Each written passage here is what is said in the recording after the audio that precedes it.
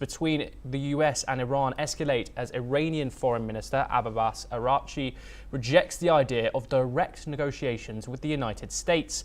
His comments come after US President Donald Trump expressed a preference for talks with Iran.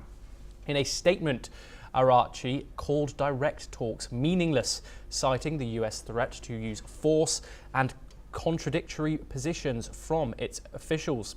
He emphasized that such behavior violates the United Nations Charter and undermines the prospect of meaningful discussions.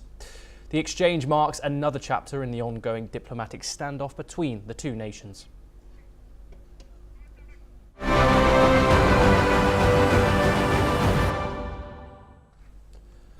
Tens of thousands participated in demonstrations across the United States in what appeared to be the largest protests since Donald Trump returned to the White House.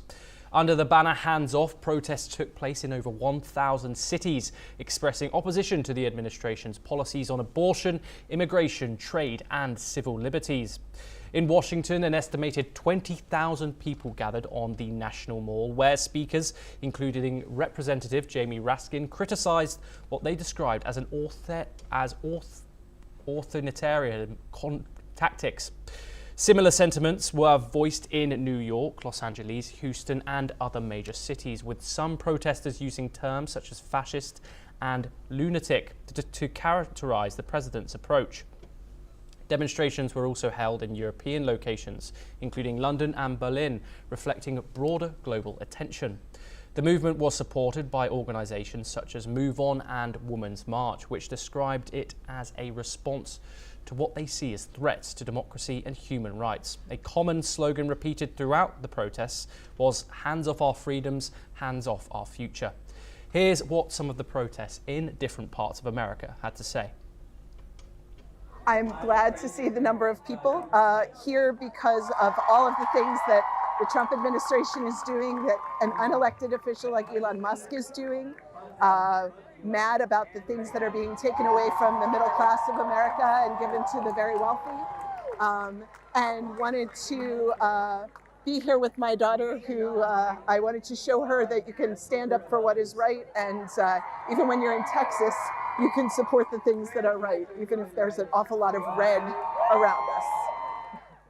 Lack of empathy in this country is depressing, truly. I mean, I feel horrible. We did, immigrants are getting deported. The president's so worried about 0.1% of the population, transgender people, but he doesn't care about the economy, he doesn't talk about lowering prices, inflation. He just says, oh, we'll do this, we'll do that. So I came out here because I felt like I had to. We have about 100 people who have come down by bus and van from New Hampshire to protest against this outrageous administration who is causing us to lose our allies across the world and causing devastation to people here at home that have needs. They're gutting our government, gutting our services, gutting our institutions, and really ripping apart the fabric of America that we stand on as a great nation. Tensions are rising in global markets after President Donald Trump urged Americans to hang tough amid growing economic turmoil. His message follows a sweeping tariff move earlier this week, which he's calling an economic revolution. But the impact has been immediate and severe. Markets around the world have plunged. Wall Street's fear index hit a 5-year high. The Nasdaq has entered bear market territory, falling just over 10% in 2 days. Investors are bracing for a possible recession as China retaliates with tariffs on all US goods. In Europe, Elon Musk weighed in, calling for a future free trade zone between the US and the continent. Speaking to Italy's League Party, Musk urged for zero tariffs and freer movement across borders. Let's listen in to what he had to say. Well, I hope that I hope that the United States and Europe can establish a very close partnership.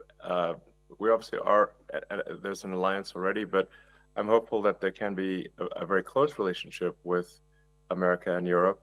And I'm hopeful, for example, with the tariffs, that at the end of the day, I hope it is agreed that both Europe and the United States should move, ideally, in my view, to a zero tariff situation, effectively creating a free trade zone between Europe and North America, and that would be that's what I hope occurs, and also more freedom of people to move between Europe and North America, if they wish. If they wish to work in Europe or wish to work in America, they should be allowed to do so, in my view. So that has certainly been my advice to the president. Italy, along with other EU nations, faces a 20% tariff under Trump's new plan. As global uncertainty grows, financial leaders are voicing concern, worried that this could mark the start of a long trade war. We now move to the Middle East, where a powerful video